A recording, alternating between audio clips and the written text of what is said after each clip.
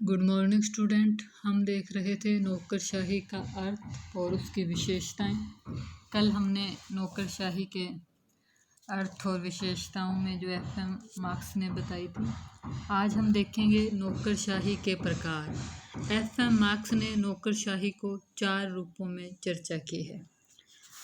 FM marks ने अपनी विचारधारा अपनी पुस्तक एडमिनिस्ट्रेटिव स्टेट, ये बुक का नाम इम्पोर्टेंट है जो आपको कॉम्पिटिटिव एग्ज़ाम में पूछा जा सकता है, एडमिनिस्ट्रेटिव स्टेट में दिया है। उन्होंने अपने अध्ययन के आधार पर नौकरशाही को 4 भागों में विभाजित किया है। पहला है अभिभावक नौकरशाही।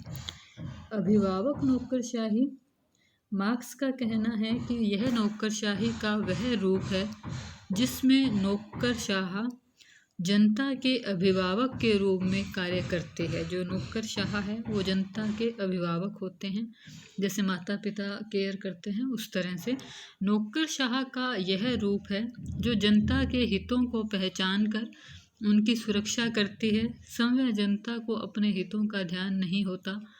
इस तरह नौकरशाह जनता के हितों को दृष्टिगत रखते हैं, उनके हितों के संरक्षण और संवर्धन का प्रयास करते हैं। और इस श्रेणी के ऐसे अधिकारी होते हैं जो शास्त्रों में पारंगत और विद्वान होते हैं और अपनी स्थिति के बल पर जनता के हितों का संवर्धन करते हैं। अभिभावक नौकरशाही है वह चीन में थी। चीन के अंदर यह नौकरशाही शूंग काल के उदय से लेकर शूंग काल से आरंभ होकर 960 तक, और पर्शिया की नौकरशाही, ये चीन के अंदर थी अभिभावक नौकरशाही, और दूसरा है यह पर्शिया में 1640 से 1650 तक। चीन की अभिभावक नौकरशाही की विशेषता थी कि यह प्रशासकों के चयन में प्राचीन ग्रंथों का प्रभाव था। प्रशासनिक आचरण का स्रोत और आधार भी प्राचीन ग्रंथ ही थे। परंपरावादी और रूढ़िवादी प्रकृति थी और जनहित की समस्याओं में उदासीन थी। जो चीन के अंदर शोंग काल से 960 तक अभिभावक नौकरशाही थी। पर्शिया के अंदर जो नौकरशाही थी उसका रूप कैसा था? वो राज्य के हित में समर्पित थी। उसका प्रमुख कार्य राज्य के हितों की पूर्ति करना था। एकीकृत और संतुलित प्रशासनिक व्यवस्था, शिक्षित और योग्य प्रशासक, सजग राजतंत्र के मूल्यों के अनुरूप, जन भावेश के प्रति उत्तरदायी। इस प्रकार की नौकरशाही की परिभाषा करते हुए मार्क्स ने कहा कि यह ऐसे विद्वान अधिकारीगण होते हैं जो शास्त्रोक्त आचरण से दीक्षित होते हैं। इसी लोक सेवा अपने आप को लोकहित का अभिरक्षक मानती है। इतिहास में प्लेटो का जो आदर्श राज्य है उसके दार्शनिक, शासक और सैनिक वर्ग को भी इस श्रेणी में रखा जा सकता है। उसके बाद दूसरा जो प्रकार है वह है वर्गीय और जातीय नौकरशाही। मार्क्स का कहना है कि जब राजनीतिक और प्रशासनिक सत्ता एक ही वर्ग के हाथों में केंद्रित हो तो ऐसी नौकरशाही को वर्गीय या जातीय नौकरशाही कहते हैं। मार्क्स का इस संबंध में ये भी कहना है कि जब समाज में एक ही वर्ग का प्रभुत्व बढ़ जाए और उसी वर्ग के लोग सेवा में लिए जाएं तो उसे जातीय नौकरशाही कहते हैं।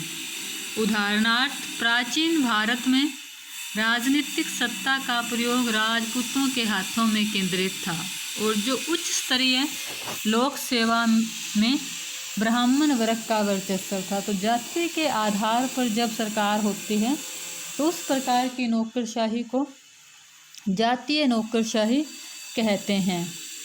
इससे विलोबी ने जातीय नौकरशाही को विलोबी ने कुलीन तंत्र कहा है, जो कुछ समय पूर्व तक इंग्लैंड में पाया जाता था। जातीय नौकरशाही की विशेषता क्या है? शैक्षणिक योग्यता की अनिवार्यता, पद एवं जाति में संबंध, मतलब किस पद पे किस जाति का व्यक्ति होगा ये पूर्व में निश्चित होता है। सेवा और पद का एक परिवार से जुड़ जाना, दोषपूर्ण समाज व्यवस्था का प्रतीक है। मार्क्स ने जातीय नौकरशाही के पुरातन उदाहरण में रोमन साम्राज्य और आवर्चीन उदाहरणों में जापान के मेजी संविधान का उल्लेख है। अब ये जो वर्गीय और जातीय नौकरशाही है ये हमें कहाँ देखने को मिली? तो इसके जो अगर हम उदाहरण देखने हो तो रोमन साम्राज्य और दूसरा जापान में मेजी संविधान के समय जातीय नौकरशाही है वो अस्तित्व में थी। अब है नौकरशाही का तीसरा प्रकार, संरक्षक नौकरशाही। मार्क्स का कहना है कि जब नौकरशाह की नियुक्ति नियोजन नियोक्ता के आपसी संबंधों के आधार पर हो, न कि योग्यता के आधार पर, अर्थात कोई नौकरी लगता है तो उसके लिए कोई शैक्षणिक योग्यता या शारीरिक योग्यता कुछ नहीं होगी, आपके जिसने नियुक्त करना है उसके साथ कैसे लाइजन है उसके आधार पे नौकरी मिले, तो ये संरक्षक नौकरशाही होती है। जहां नियोजक किसी भी व्यक्ति की नियुक्ति आपसी संबंधों के आधार पर करे, ऐसी भर्ती का लूट खोट आधार कहा जाता है। मार्क्स का कहना है कि इसी आधार पर नियुक्ति होती है प्राचीन समय में, चाहे भारत हो, चीन हो, मिस्र हो, कहीं भी हो। इसे लूट पद्धति भी कहते हैं। लूट पद्धति का सबसे ज़्यादा उदाहरण मतलब अपने एग्जाम्पल देखें तो अमेरिका के अंदर है। अमेरिका में नियुक्ति है वो पहले इस पद्धति के आधार पर ही मिलती थी। इसमें राजनीतिक सत्ता के साथ ही नौकरशाह भी चेंज हो जाते थे। ये 1829 में जब जैक्सन राष्ट्रपति पद पर सत्तारूढ़ हुए तो इस लघु धारा में वेगवती नदी का रूप धारण कर लिया और यह तीव्र गति से प्रवाहित होने लगी। अमेरिका में सबसे ज़्यादा इसका वर्चस्व है लूट प्रणाली का, ये 1829 में देखने को मिला।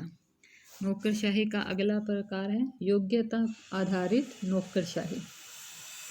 योग्यता आधारित नौकरशाही में नौकरशाही का चयन नौकरशाह व्यक्ति की योग्यता के आधार पर होता है। इसमें पारस्परिक संबंधों का कोई निर्धारण नहीं होता।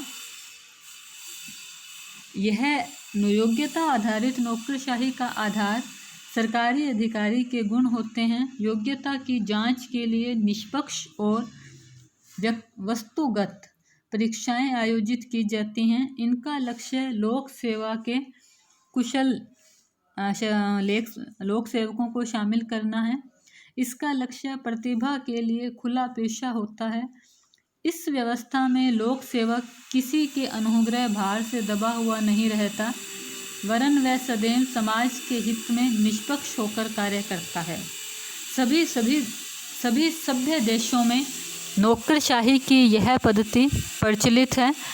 आधुनिक लोकतंत्र में लोक कर्मचारी वास्तव में जनता की सेवा के लिए ही नियुक्त किए जाते हैं और उनकी नियुक्ति का आधार योग्यता होता है। इसकी मुख्य विशेषता है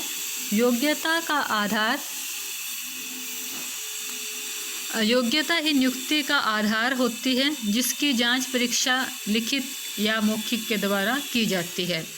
कार्यकाल है वो सुरक्षित होता है, निर्धारित वेतन मिलता है, निष्पक्ष और निर्भयपूर्ण कार्य संचालन होता है। राजनीतिक विचारधारा नीतियों के प्रति प्रतिबद्धता के स्थान पर संविधान के प्रति प्रतिबद्धता होती है।